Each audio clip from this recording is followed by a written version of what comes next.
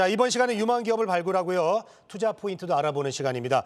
기업 탐방 리포트 회사 다녀왔습니다. 독립리서치 밸류파인더 이충원 대표 함께합니다. 어서 오십시오. 네, 안녕하십니까. 자, 이충원 대표님만 보면 또 제가 학교 다녀왔습니다 할까 봐 항상 조마조마한데요.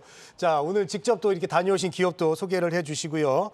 자, 어떤 기업 위주로 탐방을 하는지 그거부터 좀 얘기를 해주시죠. 네, 일단 저희 같은 경우에는 시가총액이 5천억 원 미만인 스몰캡 기업, 아니 그 중에서도 이제 실적이 잘 나올 것 같이 예상이 된다거나 아니면 좀 모멘텀이 있을 것으로 예상되는 종목들, 그리고 증권사에서 보고서로 나오지 않는 종목들 위주로 좀 발간을 하는데, 오늘 말씀드릴 종목 같은 경우에는 저희가 4월 달에 보고서를 이미 발간을 했었고, 사실 지금까지도 증권사의 보고서가 하나도 없는 건데, 저희가 최근에 발간한 종목들의 주가 흐름이 나쁘지는 않았었거든요.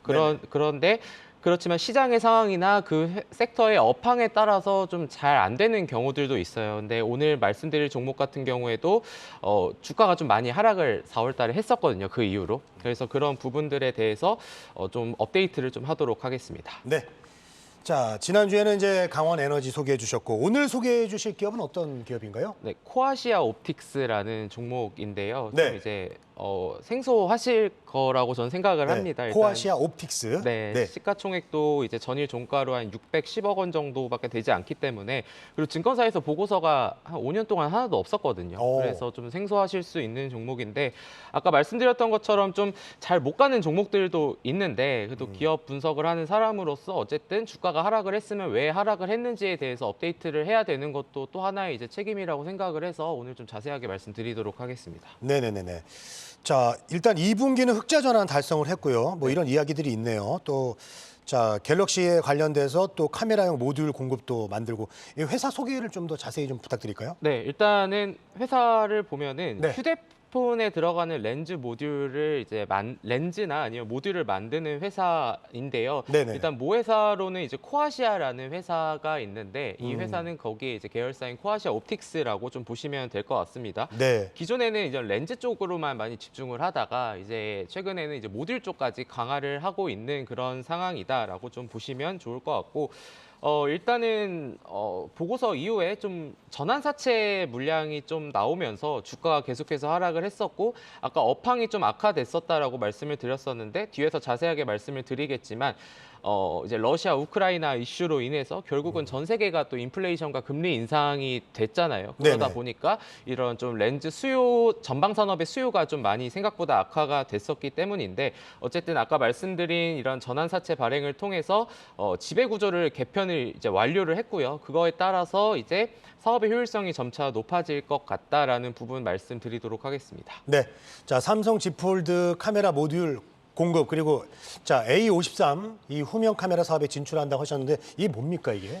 일단 최근에 언론 기사가 하나 나왔는데, 네. 3분기부터 삼성 갤럭시 Z 폴드 4에 이제 UDC용 카메라 모듈을 공급한다. 그리고 A53 같은 경우에는 기존에 동사가 맡았던 전면 카메라 외에 후면 카메라도 이제 들어간다라는 기사가 나왔는데, 네네. 사실상 좀 저는 유의미한 기사다라고 생각을 하는 게, UDC라는 기술이 디스플레이 패널 아래 카메라를 배치시키는 기술이고, 특히 이제 프리미엄 핸드폰 같은 경우에 이런 기술들이 점차 도입이 되고 있는 그런 상황인데, 네. 사실상 동사는 이제 선발주자가 아닌 약간은 좀 후발주자의 측면이라서 초기에 들어올 수 있는 공급 물량은 많지 않을 것으로 좀 예상이 되는데, 트렌드가 그렇게 되다 보니까 지금 시점에서 의미가 있는 부분을 찾는다라고 하면은 삼성 프리미엄 핸드폰인 폴더블의 동사가 카메라 모듈을 공급한다라는 점에 일단은 의미를 좀 두면 좋을 것 같고, 그동안의 동사는 갤럭시 A 시리즈하고 S 시리즈에만 이렇게 좀 공급을 했었던 그런 상황인데,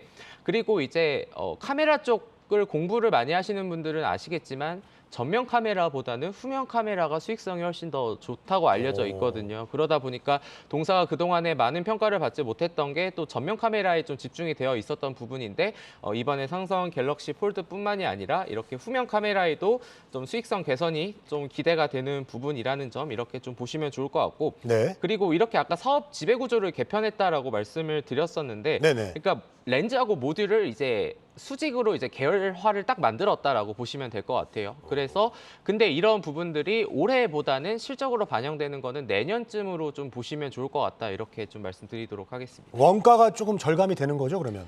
수직 계열을 했다는 게. 네, 같이 막 이렇게 협업을 통해서 하다 보니까 한 번에 이제 그런 원가 절감이 충분히 될 수 있다 이렇게 좀 보시면 될 것 같습니다. 내년 매출도 한번 전망을 해볼까요? 네, 일단은 올해 4월달에 실적을 추정했던 것 대비 좀 하향을 했던 부분은 조금 마지막으로 좀 뒤에서 말씀을 드리고, 네. 그럼 동사의 신성장 동력도 마지막으로 좀 체크를 하면 좋을 것 같은데, 네네. 동사가 이제 전장용 카메라 모듈과 XR 기기 카메라 시장도 또 진입을 하거든요. 그 전장용 카메라 같은 경우에는 우리가 자율주행과 관련해서 많이 알려져 있는데, 자율주행 레벨이 한 단계 올라갈 때마다 차량용 카메라 탑재량은 2배가 증가하는데 그 가격은 5배가 증가를 하거든요. 네네. 이쪽으로도 충분히 신성장 동력으로 보시면 좋을 것 같고, 그리고 이제 올해 1월 달에 퀄컴 XR 메타버스 국내 공식 디자인 하우스인 인시그널과 사업을 위한 MOU를 체결을 했습니다. 우리가 최근에 이런 뭐 OLED 장비들이 주가가 한번 시세를 냈던 게 결국은 뭐 AR, XR 이런 쪽에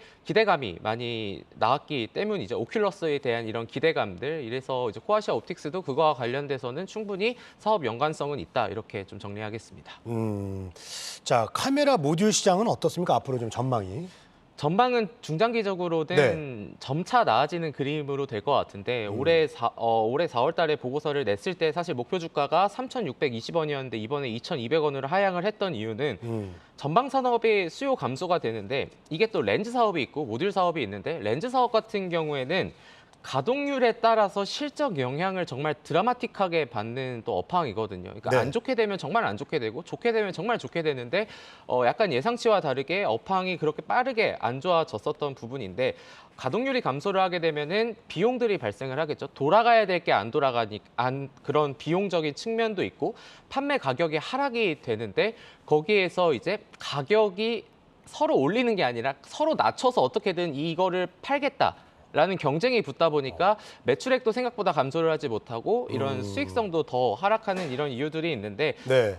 렌즈 사업 업황이 현격히 악화되었다는 부분이 4월 달과 대비해서 가장 큰 차이점인데, 그 부분은 그래도 주가에 이미 대부분 반영이 됐다라는 판단이고 3분기가 정말 최악의 시기를 어쨌든 지금 지나가고 있는 국면이기 때문에 네. 좀 중장기 측면에서는 좀 괜찮을 것 같고, 그래서 이 회사의 피어 그룹으로 놨던 게 파트론과 엠시넥스, 세코닉스, 그러니까 증권사의 컨센서스가 있는 종목들인데, 내년도 PER 평균이 7.3배인데 저희가 이제 이런 실적 추정치를 상대적으로 좀 낮췄음에도 불구하고 동사의 내년도 예상 PER이 지금 시점에서는 3.7배로 좀 저평가는 되어 있거든요.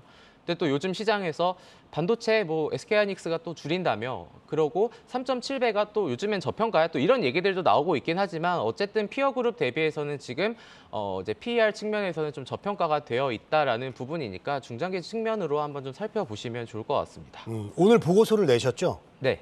그 목표 주가를 이제 하향 조정하셨잖아요. 네. 네. 그러면 그 하향 조정한 이유는 어떻게 될까요? 아까 말씀드렸던 것처럼 예. 그 업황이 이제 악화가 됐다 보니까 기존에는 좀 긍정적으로 보였던 부분들이 이제 러시아 우크라이나 이슈로 인해서 그 업황 자체가 많이 줄어들고, 아까도 말씀드린 것처럼 뭐 삼성전자나 하이닉스 그리고 글로벌 기업들도 결국은 이런 캐펙스나 이런 투자들을 좀 줄일 수밖에 없는 이런 단계로 들어가다 보니까 그거에 따라서 이제 목표가를 좀 낮췄다라고 좀 보시면 될 것 같습니다. 네. 자, 코아시아 옵틱스에 대해서 우리 이충원 대표님은 어떻게 전반적으로 보세요? 앞으로 전망도 그렇고. 아까 말씀을 좀 드렸던 것처럼 지금 이제 최악의 국면은 지났다. 예, 네. 그런 측면이고, 사실 최근에 반도체 업체들의 주가가 좀 바닥을 찍었을 때도 뭐 골드만삭스 쪽에서 뭐 윈터 이즈 커밍, 뭐 겨울이 오고 있다 이런 얘기들이 나왔지만 사실 뭐 주식이라는 거를 봤을 때는 뭔가 다 좋을 때 사는 것보다는 오히려 안 좋을 때 좀 저가의 매수 측면에서는 긍정적인 부분이 있다라고 보고 있기 때문에 네. 코아시아 옵틱스도 그런 측면에서 충분히 이해를 하시면 될 것 같습니다. 네.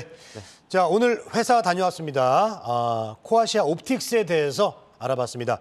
자, 독립 리서치 밸류 파인더 이충원 대표와 오늘도 함께했습니다. 오늘도 도움 말씀 고맙습니다. 감사합니다.